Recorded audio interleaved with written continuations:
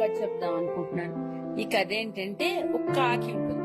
ఆ కాకి ఒక రోజు ఒక హంసను చూస్తుంది నీటి కొలంలో. అబ్బాయి హంస ఎంత బాగుందో, హాయిగా నీళ్లలో ఉంది అనుకుంటుంది. అయితే ఆ హంస ఒక రోజు ఒక చిలుకను చూస్తుంది.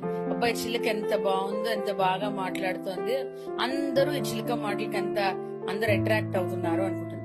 అయితే ఆ చిలుక ఏం చేస్తుంది, ఒక రోజు ఒక నెమలిని చూస్తుంది. అబ్బాయి నెమలి ఎంత బ్యూటిఫుల్ గా ఉంది, ఎంత అందంగా ఉంది, ఎంత బాగా డాన్స్ చేస్తోంది, అందరూ ఈ నెమలికి అట్రాక్ట్ అయిపోతున్నారు అనుకుంటుంది. అయితే ఆ నెమలి ఏం చేస్తుంది, ఆకాశంలో ఉన్న కాకిని చూస్తుంది. అబ్బాయి కాకి ఎంత హాయిగా ఎగురుతోంది, ఎంత ప్రశాంతమైన జీవితం, తన ఇష్టం వచ్చినట్టు తను ఉంటుంది అనుకుంటుంది. అయితే ఈ కథ వల్ల నీతి ఏంటంటారు, మనం ఎప్పుడు పక్క వాళ్ళతో కంపేర్ చేసుకోకూడదు. ఎవరికి ఉండే లైఫ్ లో వాళ్ళ కమిట్మెంట్స్ కానీ, వాళ్ళ లైఫ్ స్టైల్ కానీ వాళ్ళకి. కాబట్టి థింక్ పాజిటివ్, బీ పాజిటివ్.